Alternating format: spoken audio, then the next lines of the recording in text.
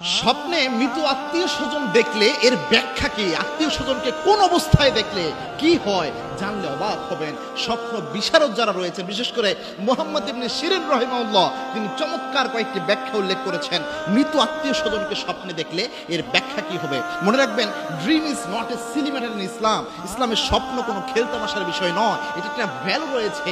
আল্লাহ রাব্বুল আলামিন নবুয়তের 46 ভাগের এক ভাগ হিসেবে উল্লেখ করে দিয়েছেন বিশ্বনবীর মাধ্যমে এই স্বপ্নকে। এবং কি আল্লাহর হাবিব সাল্লাল্লাহু আলাইহি ওয়াসাল্লাম জানিয়েছেন, বুখারীর হাদিস, লাম ইয়াবকা মিনান নবুওয়াতি ইল্লাল মুবাশশিরাত। আমার উম্মতের জন্য আল্লাহ রাব্বুল আলামিন নবুয়তের কোনো কিছু অবশিষ্ট রাখেন নাই মুবাশশিরাত ছাড়া। সাহাবায়ে কেরাম প্রশ্ন করলেন, ইয়া রাসূলুল্লাহ, মুবাশশিরাত কি?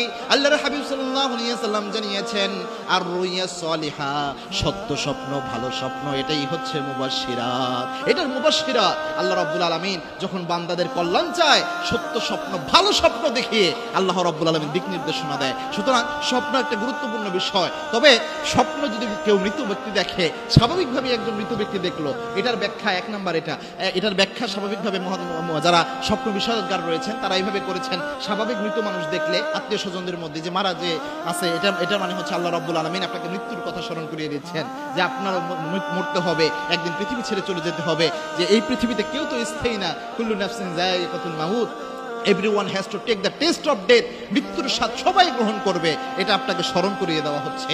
দুই নাম্বার, স্বপ্নে যদি আপনার কোনো আত্মীয় স্বজনকে এমন দেখেন সে আপনার উপর রাগান্বিত অবস্থায় রয়েছে, ধরেন আপনি আপনার আব্বাকে দেখলেন আপনার উপর রাগান্বিত অবস্থায়, আপনার আম্মাকে দেখলেন আপনার উপর রাগান্বিত অবস্থায়, অথবা অন্য কোনো আত্মীয় দেখলেন, এর মানে হতে পারে এরকম, স্বপ্ন বিশারদগাররা বলেছেন যে হতে পারে ওই ব্যক্তির কোনো ঋণ রয়েছে, যে ঋণ পরিশোধ করা তার সন্তানদের জন্য দায়িত্ব ছিল, তার সন্তানরা পরিশোধ করে নেয় দেখে এই রাগান্বিত অবস্থায় তাদেরকে দেখা হচ্ছে। সুতরাং এটার ব্যাপারে একটু খেয়াল রাখা দরকার। তিন নাম্বার হচ্ছে, স্বপ্নে যদি কোনো আত্মীয় স্বজন কেমন দেখা যায় যে তারা কোনো কিছু চাচ্ছে, কোনো কিছু খেতে চাচ্ছে, অথবা কোনো কাপড় চাচ্ছে, পোশাক চাচ্ছে, কিছু আবদার করছে আপনার কাছে, তাহলে এটা বুঝে নেবেন যে তাদের আমলনামায় কিছু সওয়াব প্রয়োজন। এই জন্য তাদের জন্য কোরআন তেলাওয়াত করবেন, তাদের জন্য দান সদকা করবেন, তাদের জন্য বিভিন্ন উন্নয়নমূলক কাজে, সামাজিক কাজে, সোশ্যাল কাজে, যে মানুষের কল্যাণ হয় এরকম কল্যাণমুখী কাজে আপনারা ডোনেট করবেন, তাহলে এটা তাদের আমলনামায় পৌঁছাবে।